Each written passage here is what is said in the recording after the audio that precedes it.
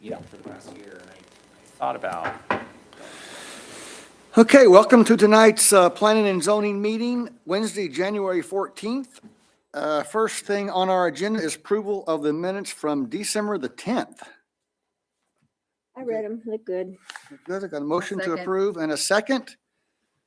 Victoria? Cool. Aye. Aye. Aye. Aye. Okay, so we'll move. We have Next, a quorum, right? yeah. Next item is public comment where the public may speak to the commission regarding matters not on the agenda nor currently pending before the Planning and Zoning Commission. None. Okay, no one there, so we'll move on that, but just to let you know that we are invited down here if you have anything on your mind to come and talk to us. Next is election of officers. Nominations, chair, vice chair, second chair.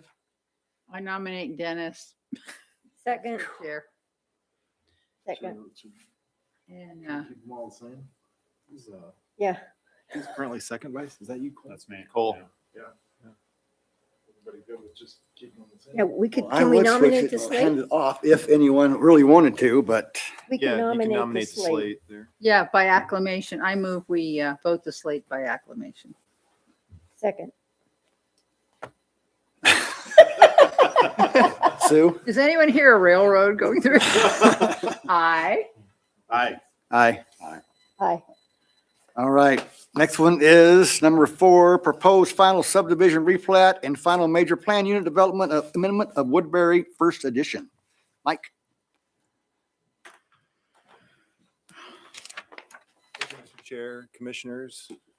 So before you tonight, let's see what we got. Yes, not the magnifying glass there.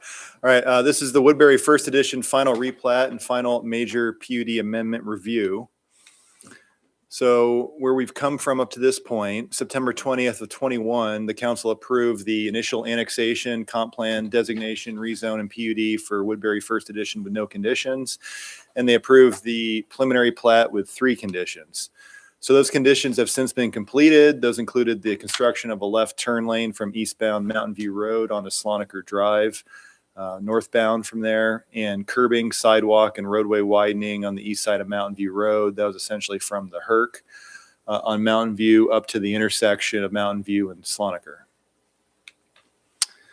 And then on October 17th of 22, the Woodbury First Edition received final plat and final PUD approval from the council with 1 condition. And June 25th of last year, the Planning and Zoning Commission conducted a public hearing to consider a request from Woodbury Land LLC, and that was for a major PUD amendment and a preliminary subdivision replat of the existing Woodbury First Edition subdivision. P&Z recommended approval of the major PUD amendment with no conditions and recommended approval of the preliminary subdivision plat with 1 condition, that the applicant be required to update the existing stormwater report for the subdivision and include any mitigation actions necessary to ensure the stormwater facilities will have no downstream adverse impacts subject to the approval of the city engineer. City Council then conducted the public hearing that occurred on July 21st of last year, and they approved the PUD with no conditions and the preliminary plat with the same condition recommended by P&Z. And November 26th of last year, the applicant submitted the final replat and the final major PUD amendment to be reviewed by the commission and city council. So that brings us here tonight. As you recall, this is the Woodbury property. The end of Sloniker Drive, you have Lanny Drive here to the southwest and Orchard Avenue here to the west. This is the current city limits boundary, which extends around the perimeter of Woodbury. You can see Sloniker's extended up into the subdivision. It's a public street. And then Woodbury Drive extends around here to the west. So this was essentially the original PUD concept as it was first presented. There were a number of different style lots. You had neighborhood business around the town center and the Central Park area here. And then it got various sizes of lots, so cottage, garden lots, and estate lots. So the preliminary replat and preliminary major PUD amendment increased the total number of lots in the Woodbury First Edition subdivision from 78 to 107. This resulted in an addition of 29 lots. However, a prior minor PUD amendment, which was approved on April 9th of last year, reduced the total number of lots from 79 to 78. They did a slight lot line adjustment on the lots to the east when you first enter the subdivision, the estate lots, to make those slightly larger in size. So that consolidated those lots and reduced them by one. And so as a result, the preliminary amendment resulted in the addition of 28 lots compared to the original development approval. So the final replat, final major PUD amendment include the same number of lots as the preliminary replat and the preliminary PUD amendment. And as you recall, it was just a few different areas, mainly around the town center and then leading up to the town center, that were amended. A number of lots that were further subdivided into smaller lots. So the first section we talked about was Southwick Court. And those were 9 detached cottages with a central parking area. So this is one of the only areas that's really there's been any changes, and the changes have just been slight. So it was Southwick Court, and now the proposed name is Primrose Court for this area. And then the other change is just there are apparently a need for some covered parking in here, and so they added some carports. Essentially one covered space for each of the 9 cottages that are part of Primrose Court. And those are keeping with the same architectural style. You can see the rendering here, and those carports in this location as well as the north side over there. So really the only change within that area. And then we're moving along the Willows, 4 cottages up here. And these are the same as what was originally submitted. So just a first and second floor plans with a bedroom and office on the second floor and the living facilities on the first. And these were the elevations that were submitted. These are unchanged as well. Brings us to Central Park townhomes. So these are 8 large townhomes and 6 small townhomes located here. So a number of townhomes facing the park, as well as what the applicant's calling mews, which are similar to just smaller cottages, as well as some garages, detached garages for those 4 townhouses there on the east. So this has remained unchanged from the original approval, and the floor plans are similar. Those are the same as well.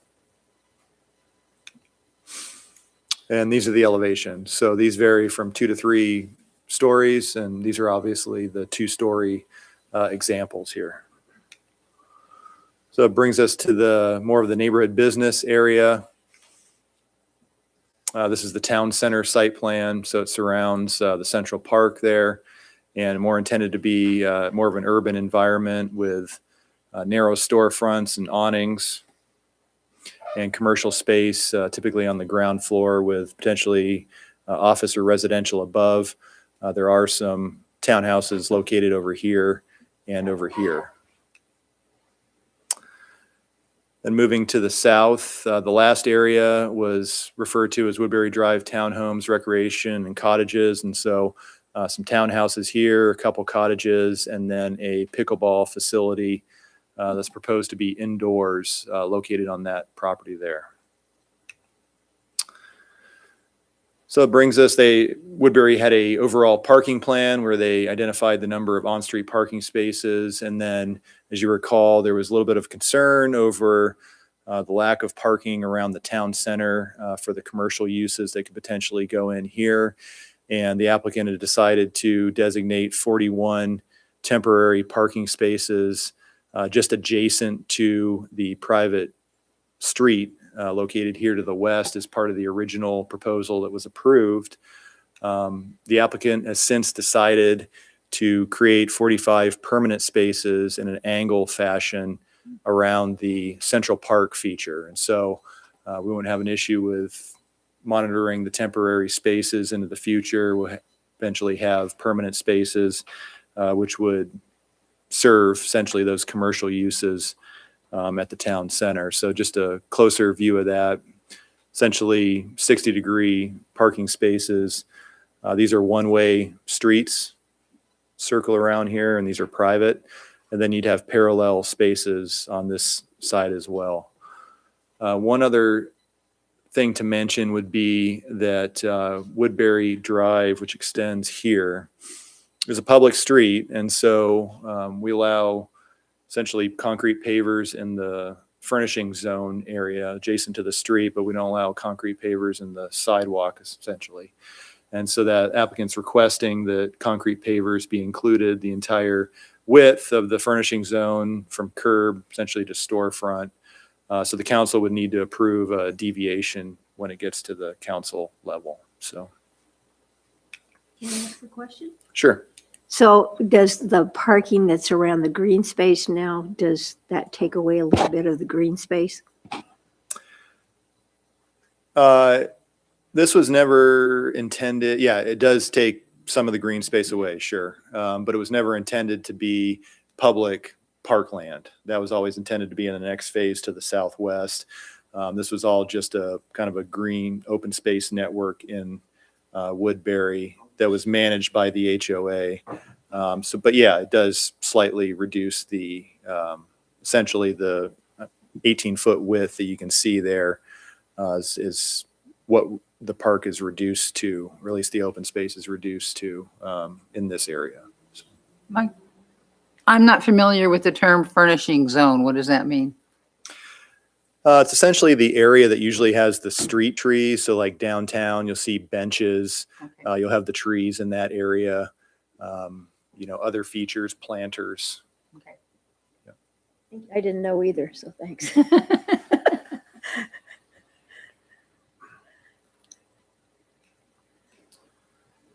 So the only preliminary plat condition that we had was the applicant should be required to update the existing stormwater report. And so the engineering department has reviewed kind of the method used by the design engineer to calculate the post-development runoff coefficient, which assumes development of the entire subdivision rather than a weighted average. And they've determined that revisions to the stormwater report are not necessary. And we've got the design engineer here. If you have any questions about that, I'm sure he could go into a lot of detail about that. So after reviewing and comparing the design, comparing the preliminary replat and preliminary major PD amendment that was approved with the final documents, it is staff's determination that the proposal is substantially consistent with the application that provided preliminary approval. And the final replat and final PUD adequately satisfies the required condition, and any changes that have occurred have been minor. Therefore, staff recommendation that the commission recommend approval of the final replat and final major PUD amendment for Woodbury First Edition to City Council with no conditions. But I'd certainly try to answer any questions you had. Hey, you guys have any questions for Mike? Yeah, so not that I see a problem, but if we don't normally allow the pavers instead of a true sidewalk, why is that? Well, it's concerns with the settling that can occur with pavers and ADA accessibility. I mean, all those sidewalks typically up to storefronts have some level of ADA accessible requirements. And then can potentially be, if they're embedded in sand, some settling that occurs over time, as well as the joints in between the pavers. And then long-term care of those concrete pavers. If they're in the public realm, then typically the city's responsible for long-term maintenance of those. So it's going to be staff's recommendation, if the council were to approve the concrete pavers, that they be embedded in concrete at the base, so there's no settling, and that the HOA maintain long-term responsibility for maintenance of that section of pavers. So I should be able to say that there are major streets on campus that we put into pavers, that the university has paved, that have been there now for 20 years. And I can't say that one or two that you might get a little dip somewhere, but as long as there's a fair gravel base, it worked fine. They've been doing pavers, after all, in Europe for 500 years, so yeah. It's not a new idea. Well, since pavers are individual, I'm thinking of all our old trees downtown where the pavers have, but if you have just pavers, you can rip one up and fix it instead of having to do a whole great big long section. What's the benefit of the pavers? I think it's just aesthetics for the block and a half. It's just the feel of the development, I think is what the developer's going for there. Anyone else got any questions for Mike? All right, thanks, Mike. I guess we discuss here. You guys have anything discussion here or on this? Scott, have anything to say? Scott, you have anything you want to add, bud? I would say aesthetic wise, pavers would seem to fit in with that town frontage. It would look nice. I think it would look nice. The whole vibe, yeah. Yeah, I think the only reason the university doesn't do more pavers is it's a little bit probably more costly originally than slapping down some asphalt. So, and it takes a little work, but in terms of a friendly, walkable place, it adds to the ambiance of that. Yeah, I agree. And I'm assuming there's not an ADA complication. Mike said that it helps the ADA, But, oh, did you say that? I didn't hear. accessibility for the storefronts. Does it help ADA? I mean, is it better? With pavers, I think it's more of a concern than a flat sidewalk surface is what, yeah, He didn't say it helped. He just said that was one of the things you looked it at. may be a concern. is- Anything you want to say, Scott? That's good. Anyone else got anything? You want to add? Maybe I hear him entertain a motion. Motion to approve with no conditions. I have a motion Second. and a second. He said council would do the.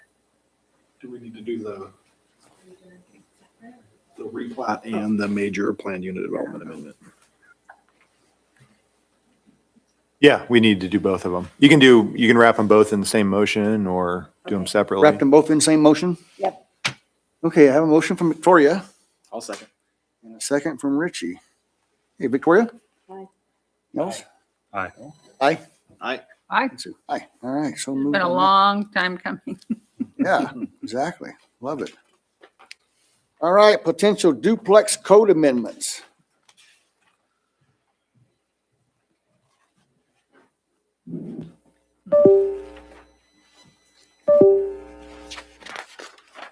A presentation, huh?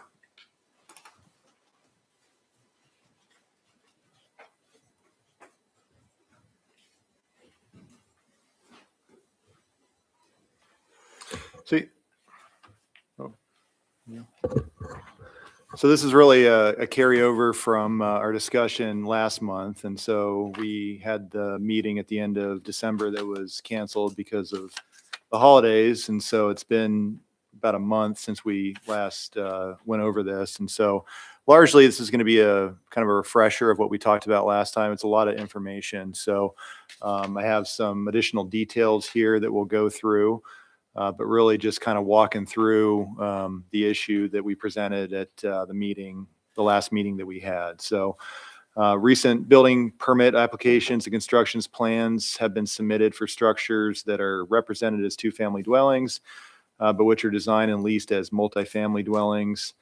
It appears that those structures are being represented as two-family dwellings to avoid the accessibility, life safety, off-street parking, and other federal, state, and local building standards that apply to multifamily dwellings.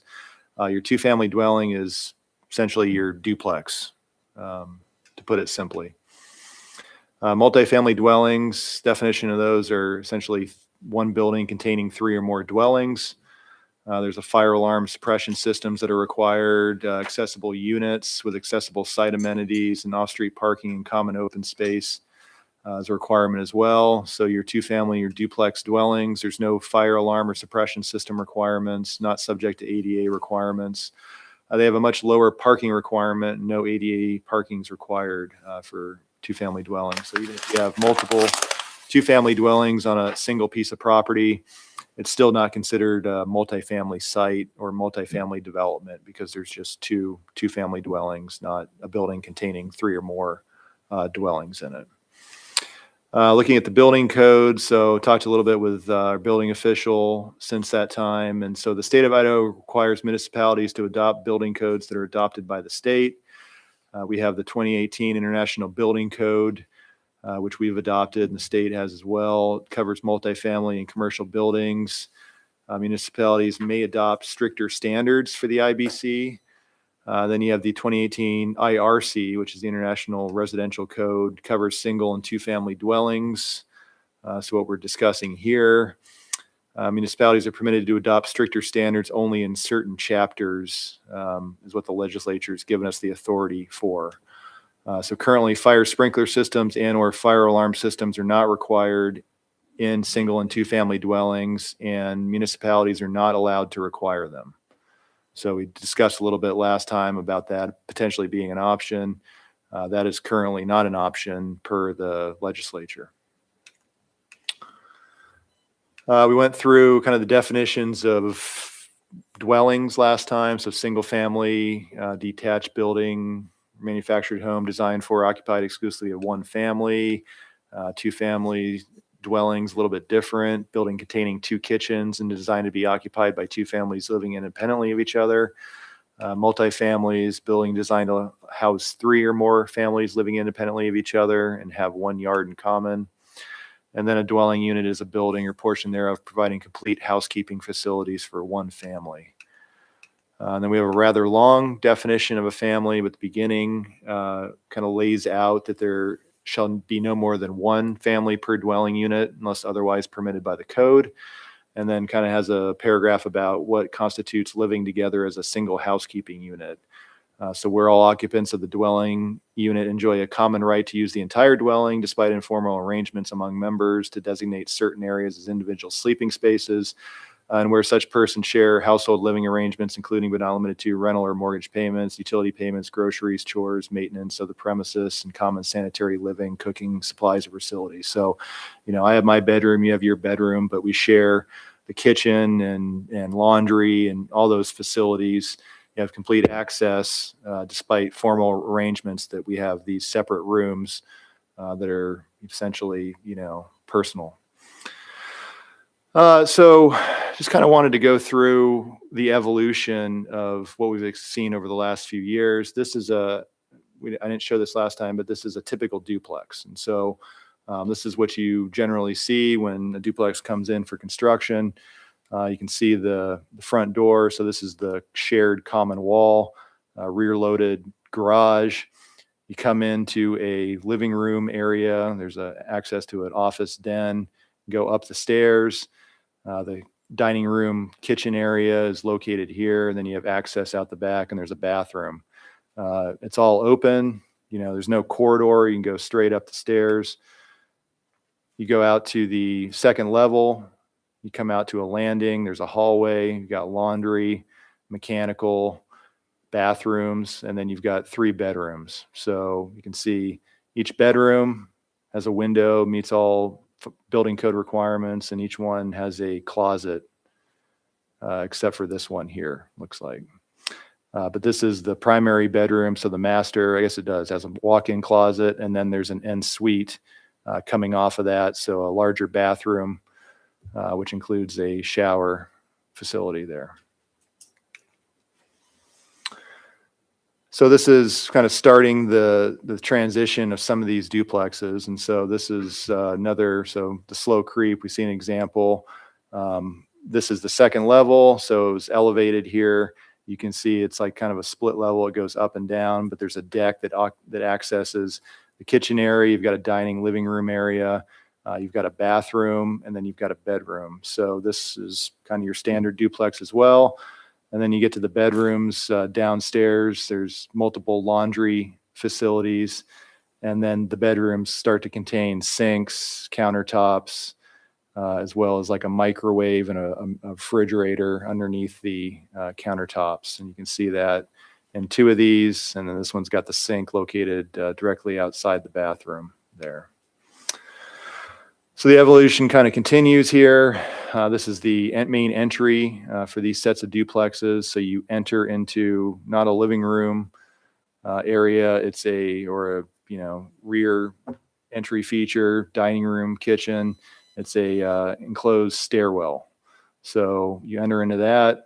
You've got an opening here, which could easily be placed. A door could be placed in this location to separate this unit. This is the main area with the kitchen, dining, and living area. And then it goes up and down the stairs. They're downstairs.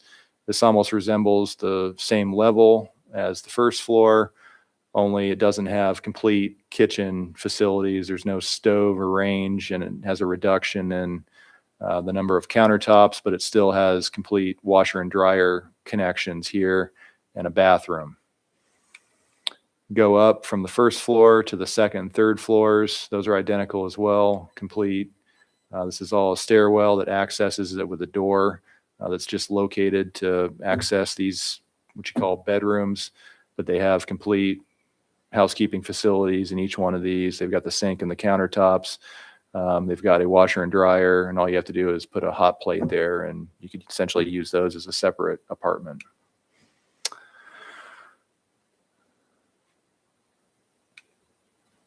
Oops. So looking at the parking requirements for those, and actually go up a couple other floors. So looking at the parking requirements, so 2 family for this scenario, it'd be 2 spaces plus 1 for every bedroom in excess of 4 bedrooms. That's our current requirements for duplexes. 4 spaces are required based upon this floor plan if you're calling these bedrooms. Multifamily is 1.25 spaces per studio or 1 bedroom apartment. So if we were to classify this as a multifamily structure, it'd be 13 spaces would be required as part of this. Brings us to kind of the latest scenario that we're looking at. You can see this is the first floor of the duplex. You enter in, there's doors on either sides, and you enter into a common stairwell like the prior set of floor plans, and then you go into the separate bedroom areas, which similarly contain complete housekeeping facilities with the sinks, refrigerators, countertops. And you have one of those on either side. You go up the stairs, and you have this, similar on the other side. This is the second floor, so similar arrangement. And you have washers and dryers, so these are in the bathrooms as well. So that's what this is identified right there. So it's washer and dryers located in those as well. And then you go up to the third floor, and they've got the range and large refrigerator and sink located essentially a small room off of the stairwell. And then it gets you to the main area. This is intended to be the main kitchen and the living room, which could easily function as another essentially apartment here. And then I also wanted to bring to your attention, so these are some plans that we recently received, townhouse development. That's 6 townhouses here. And you can see per our townhouse standards, we require these all to be on separately platted lots, which we'll have to go through, but there's 2 parking spaces per townhouse is the flat requirement for these. You can see this is the basement. So this is just the top 4 of the units. You go in, there's a basement. Now we're looking at relocating the sinks to the outside of the bathroom.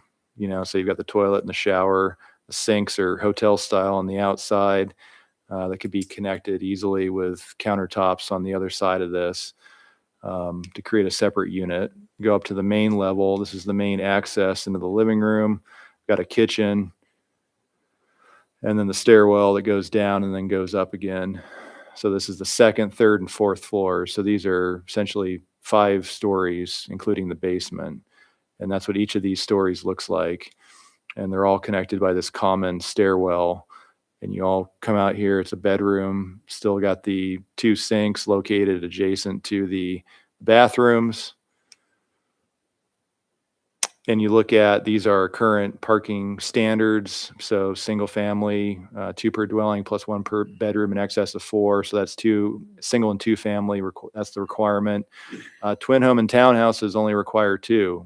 Even if you have 7 bedrooms like these do, you're still only required to have 2. So looking down at multifamily, I think we had gone through this before. It just depends on how many bedrooms. So studio or 1 bedroom is 1.25, 2 bedrooms 1.75, and 3 or more bedrooms 0.75. And so it really just varies. But I've done kind of an analysis here depending upon the number of bedrooms. And single family, what the requirement is here, 2 family, what the requirement is, multifamily requirement. Those are all fractions, so they're rounded up. And then just looking at maybe an example of a 12 unit single family, so 12 single family dwellings. So you could get a development that maybe had 1 lot, but it had 12 single family dwellings on it. This would be the parking requirement. 12 townhouses, I mean, that remains the same. You could have 12 townhouse development, it's still going to be 24 parking spaces, even if you have 8 bedrooms in each of those townhouses. So this is obviously a gap in our code that we'd like to address with this code amendment as well. And then you can see the variation, the 12 multifamily units, and how it starts out, kind of low, depending upon the bedrooms, and then it ends up kind of gaining traction there. These are higher for the single family. They end up catching and essentially coming on par with kind of the multifamily at that point.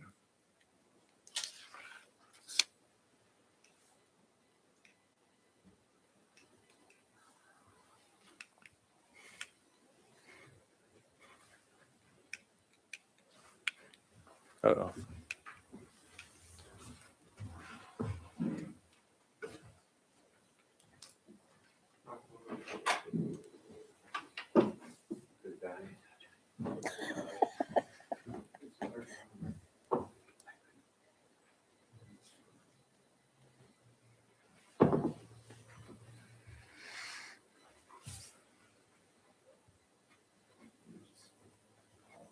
It's Musk's fault.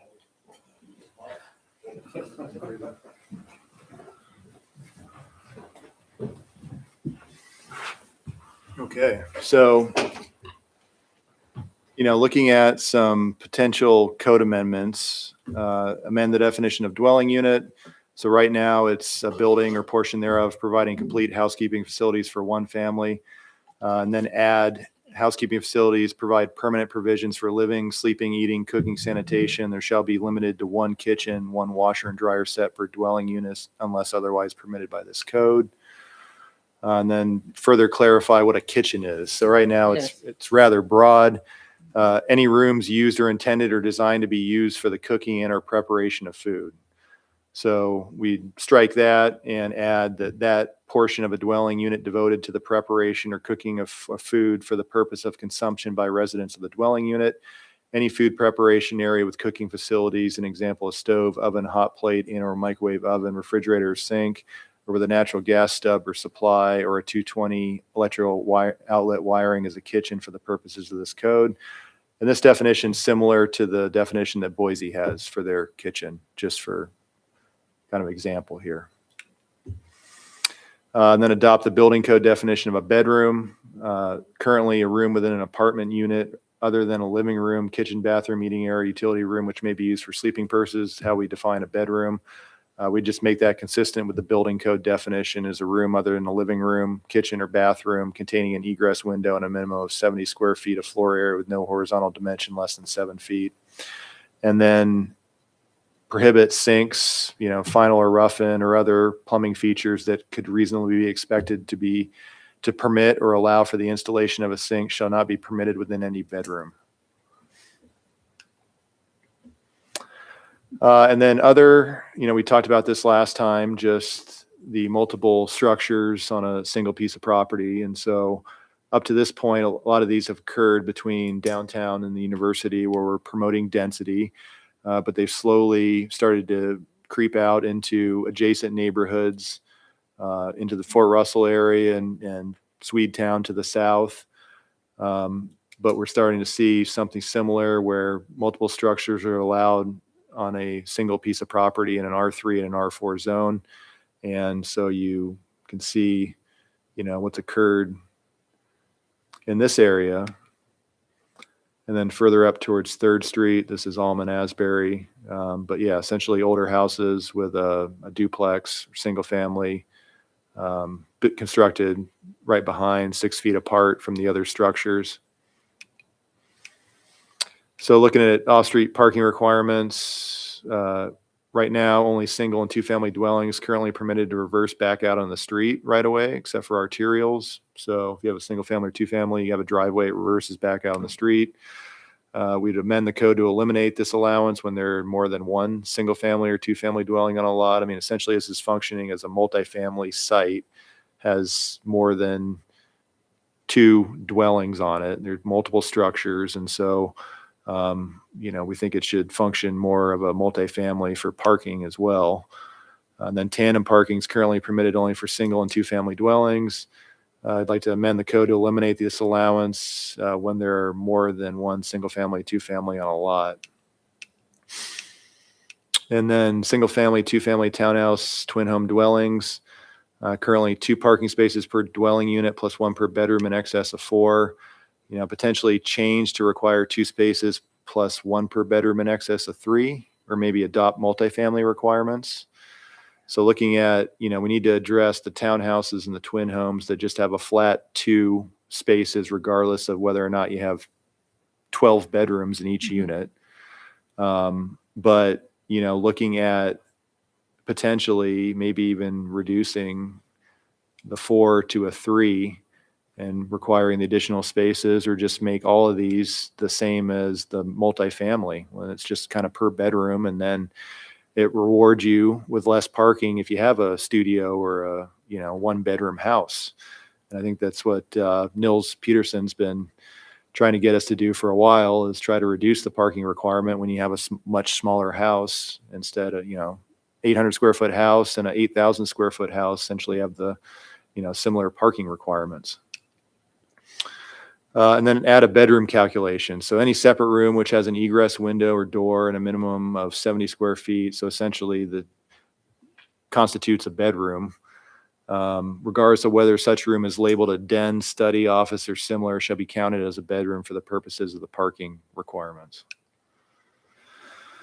And then just looking at open space, right now we have an open space requirement. So it's 400 square feet per lot or 75 square feet per dwelling unit, and that's only in R4 through neighborhood business. Since we have a lot of these in R3, we would just look at adding that. And then this is just a clarification of a kind of a Scribner's error that we had before, so we just correct that. So looking at functional open space, so I mentioned add that requirement to the R3. So right now we have a definition that states land within a development which is permanently reserved as open space, free from permanent structures, useful for recreation or social use by residents of the development or others. Such space should not include streets or roadways or parking areas.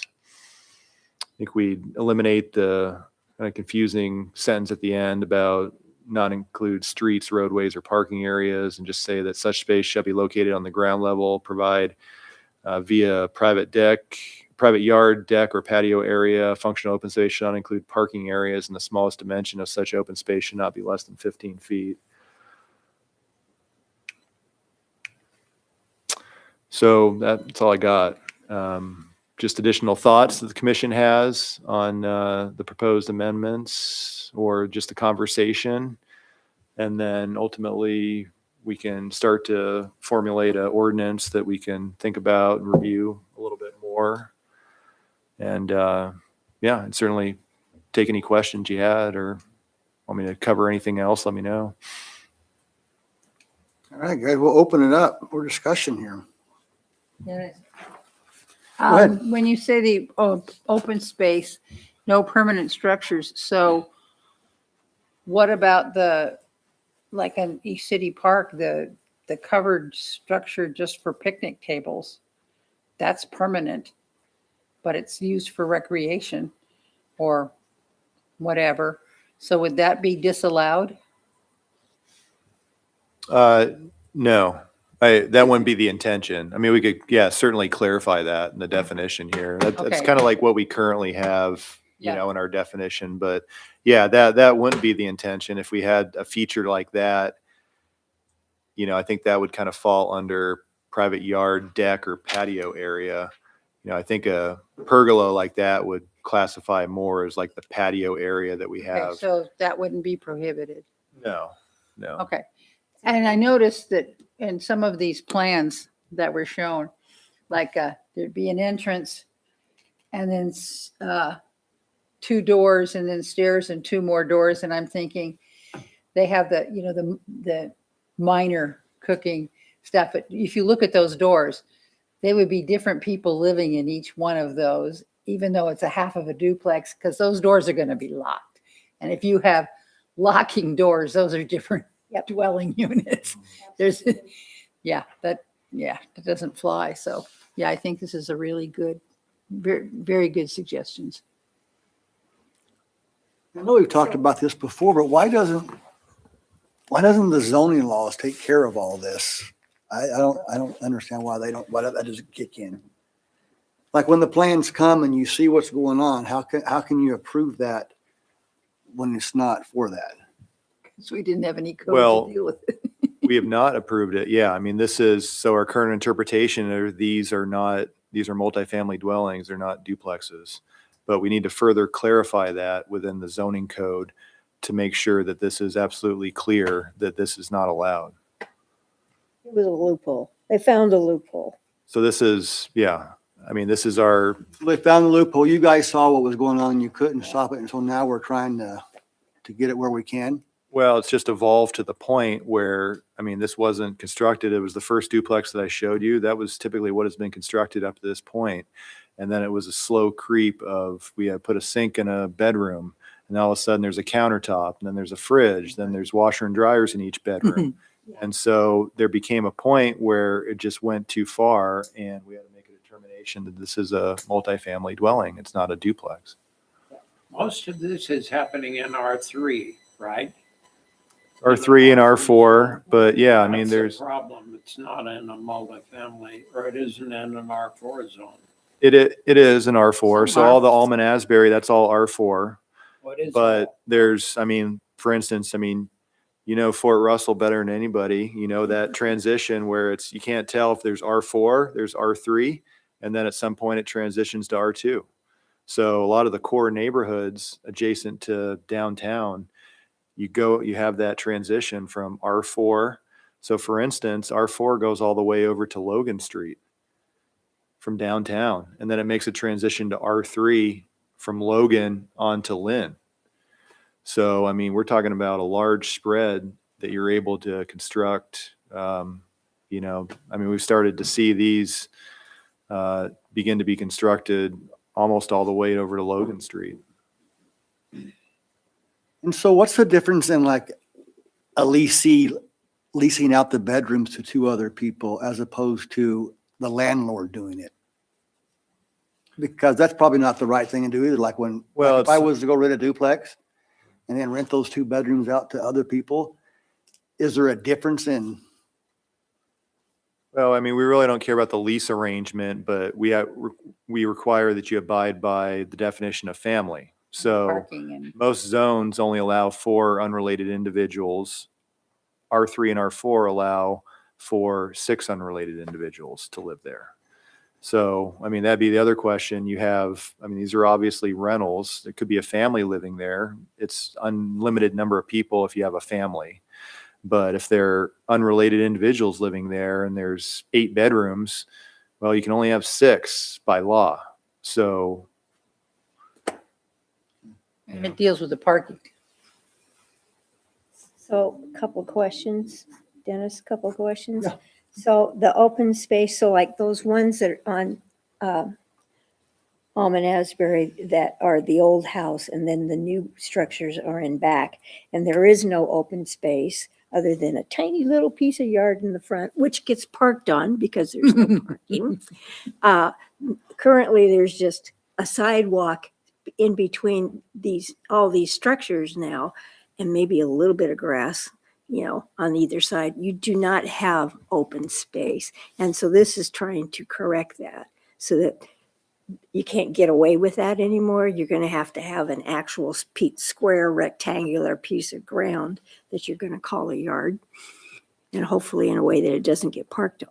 Yeah, I mean, you look here and yeah, there's not really any open space to speak of, but as it's currently written, we don't have a minimum width, right, that you have to meet.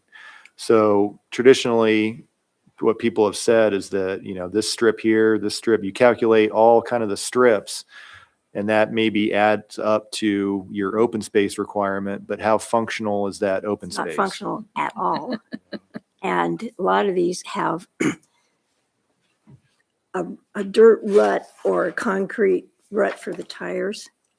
And that's supposed to be the quasi driveway, and maybe a little bit of yard on the other side. And they park in the yards because then there's not enough parking. So they park in those yards. So they now become ruts and dirt and cars. So there's no green space, and there's no real open space between these buildings, other than a wide, the walkway and a little bit of green on each side. So this fixes that, which would make me happy. That's what I'd like to see, is a yard be a yard. And then I wanted to go back to the water meters. So water meters in multifamily, you have a separate, well, I don't know if it's water. You have a separate electrical meter per unit. And that is also helpful to the fire department in identifying what's there. A new structure, it's obvious that they're all there, but when people take their basement and put an apartment in there, and if there's not a separate meter, then it becomes a fire issue, because fire department comes to an address and it's supposed to be a single house, and then the garage is turned into an apartment, and then they don't know there's an apartment back there. And then you get a fire back there and you got a problem. So the water meters, or I keep saying water, utility meter serves a safety issue as well. And so when these ones that are finding a loophole and are effectively cheating, do they have separate utility meters because the landlords like to charge the individual, or are they skipping that too? Well, in this scenario, it's only 1 meter per dwelling.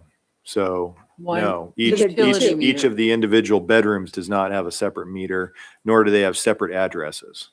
So So a if- duplex looks like two addresses and 2 utility meters. Correct. Even if there are 12, 24 units.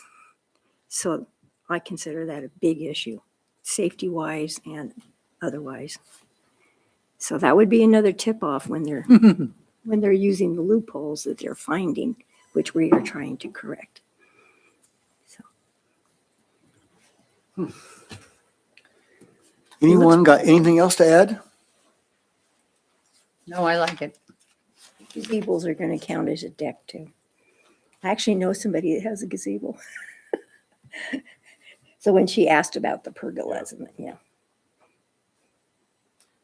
So where do we go from here? Direct you to, Yeah, I mean, I can show you what it would look like in ordinance form, and we can come back next time and just review that and continue, think about, I mean, it's a lot of information, so. I mean, Yeah, it you is. just Gotta Good. digest it, and if you have any other thoughts, yeah, Another bring question. those at the next meeting. So Rich had talked about fire suppression, which I don't think we control. Trying to find ways to make this more affordable for, you were talking about. I don't know that I see anything that we can do at this body to do that. I think that's at some other body, and then you're gonna have to deal with state regs. But I just wanted to bring it up because because Rich did, and I don't know, I don't know if there's other things we could look at. I don't want to degrade anything to make it cheaper, but I just wanted to know if anybody had any thoughts on anything we could do. I just want to bring up what like is the most important thing we're after. And I think life safety is a big one, right? And I have differing opinions on parking. I mean, depending on where this is located. I think that makes a really big difference on how I really feel. And I like some of these parking things I think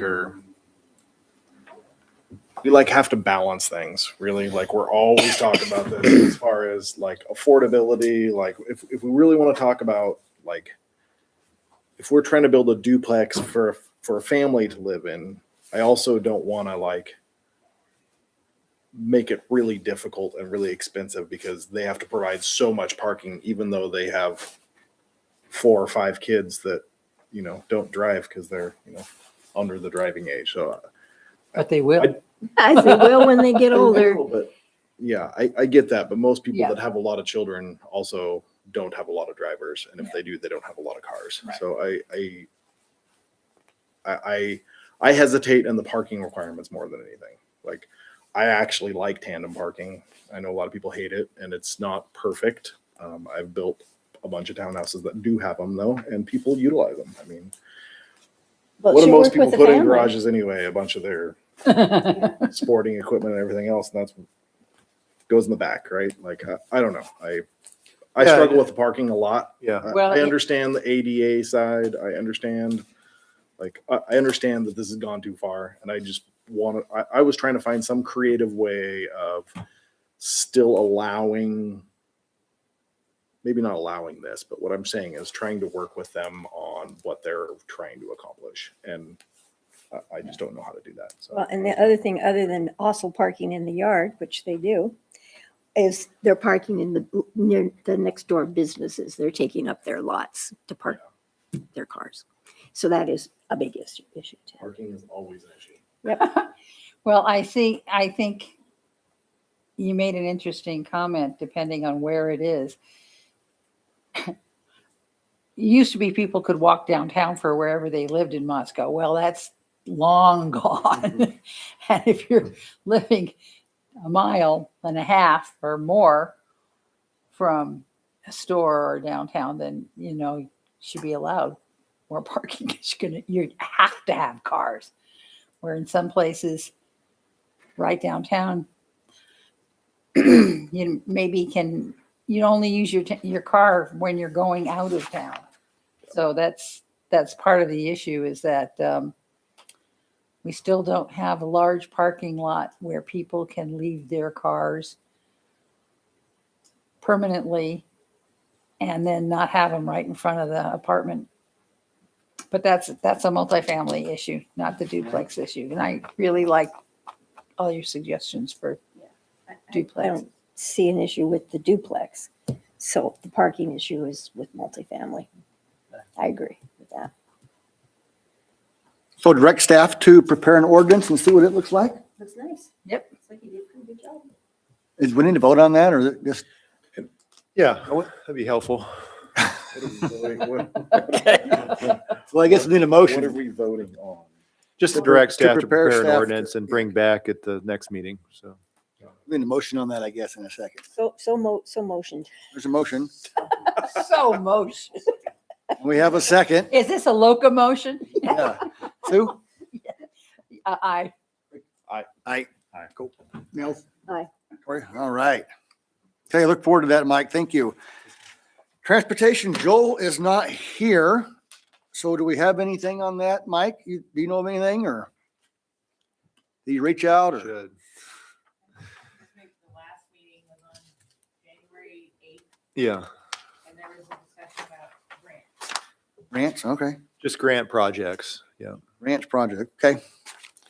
All right, announcement, next meeting or upcoming events, I guess, first, just for the good of the order, I'd like to welcome our new Yeah. liaison. the good of the order.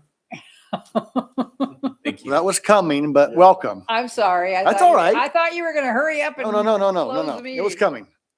But yeah, welcome, Sage. Thanks for coming. For Ah. the good of the order and people listening on TV, would you pronounce your last name for us? Yeah, Yes. I'm Sage McKetich, Oh, mechanic. Ardsey. Yep. It'll take us a little while to get that. I can see why you put sage on your sign. Yeah. Precisely Hope why. for. Who is welcome, that Sage. guy? Welcome, Sage, and congratulations, Scott. Congratulations. Well done, you guys. Awesome stuff. Thank you. Now we'll go to announcements. Anything? Nothing from staff, Nothing? no. Next meeting, 28th. Good to go with that? Yep. So far? Okay, we'll see you then, and we will adjourn. Thanks, everyone, for coming.